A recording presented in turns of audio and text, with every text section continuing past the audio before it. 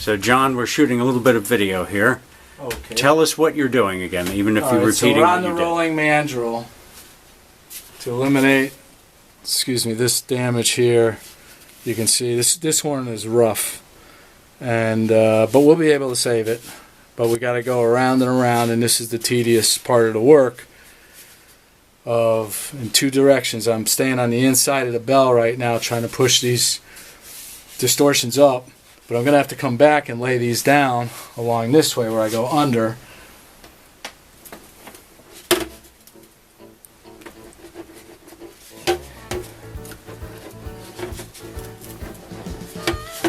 And the tools you're using are tools that would typically be found where today? All these tools are sourced from the band instrument repair business.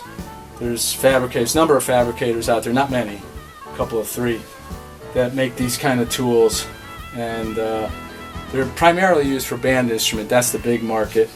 I don't do band instruments. I only do phonograph horns.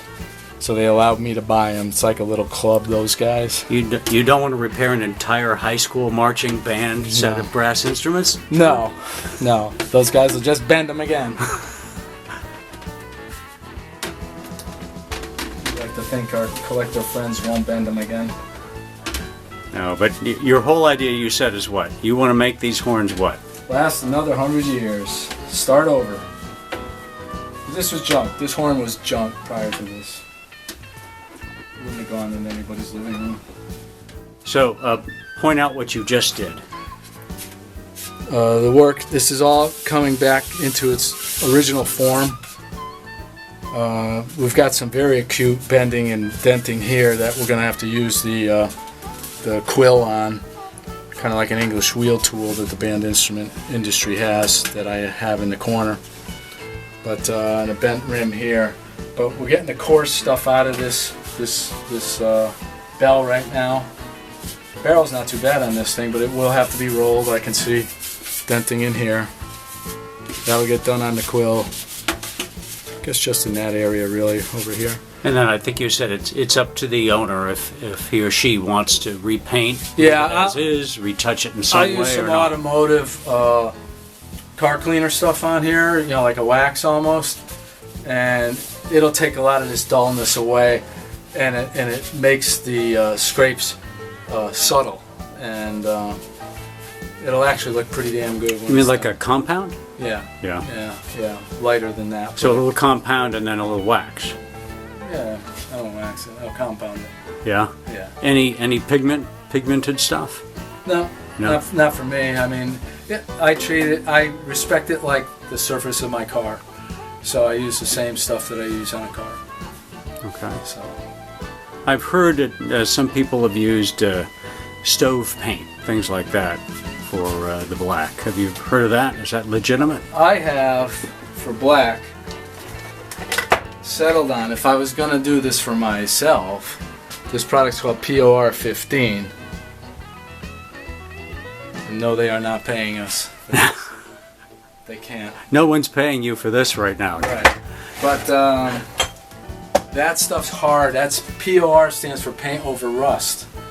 And what it is it's probably the blackest black paint you can find, but you can only apply it with a brush, but it does lay very flat. I found when I've done. And you use that for your own collection. When I yes. learned Yeah. that I never want to do it for anybody else. So once again, you just do straightening and removing Buffing. creases and dents and buffing. Yeah. You leave the painting to others. Yes. Yeah. Okay, so the issue on this horn is the rim.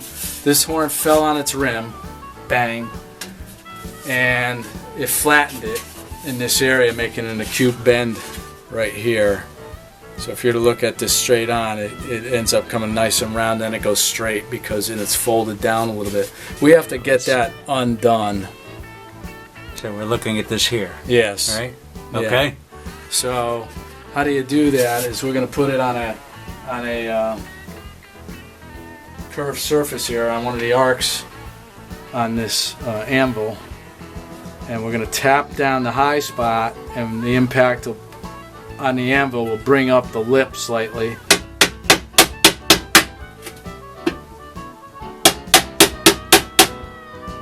Now, what's this hammer made of that you're using? The hammer's a soft material. It's a nylon tipped hammer, like plastic material. Yeah. I've just been in our family for years, and it's proven to be a wonderful tool. Otherwise, the industry likes leather mallets. That's a little big for me for what I'm working on here. I don't think I need that size. I like this one here. And I will let the anvil pull it up. Not too much, because you don't want to flatten the bead on this side. That's important, Yeah. because it's got a rounded bead. I don't want that to go flat on me. I need it to maintain its... Yeah, watch out. It's Oh, it's okay. goopy. So you put the goop on for what? It's a lubricant. Yeah. It helps reduce scratching. Yeah, we're going to use it on the quill for sure.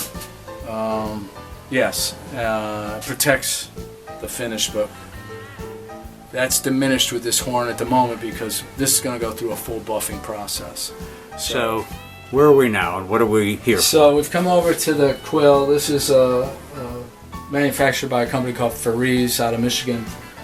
It's a band instrument, English wheel. A lot of people can relate to. This is a quill. It lowers the roller by turning this. It moves in very small increments up and down to the roller. I'm going to pinch the edge of this horn in here, depending on what area of the thing I'm working on, and try to smooth out some of these acute dents now.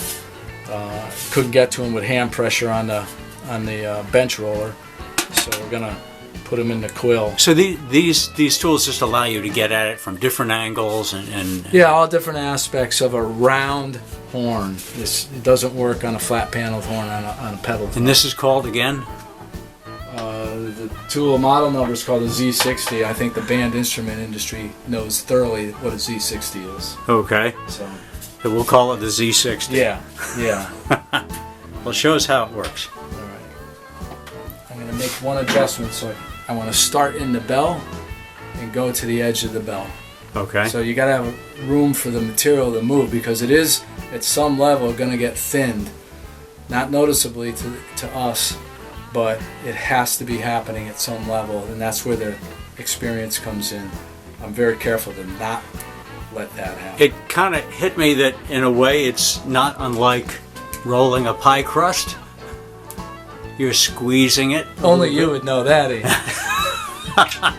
I don't know about pie crust. If you with a rolling pin, so you're squeezing some. It's, oh, no doubt. It's a much more subtle version. But if somebody envisioned that, right? But I only want to use just enough pressure to bring them back to flat. I don't want it to thin. Right. And that's the experience. So we're gonna start. I always start on the seam, so I know where I began, just from a geographic standpoint. My girlfriend's been doing a lot of baking lately, so Well, baking metaphors. It's very in right now. And now just driving a bus back and forth all the way to the rim. So this is where it's like, you got a lot of time to kill. You're just doing nothing at night. It's therapeutic for me. Then come over a little more. Go back up. So ultimately, I'll make a number of passes. This is just where we were beating on that edge over at the bench anvil.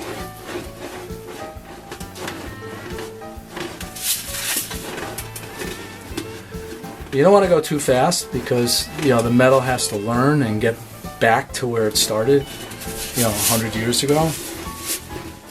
And you do have pressure sent. Again, we'll probably turn that quill down on another pass, but right now I just want the core stuff. Being careful not to introduce any cracking, depending on the material itself and where it's lived for the last 100 years. Breaks in the metal are challenging, right? Yeah, breaks in the metals are no good, in my opinion.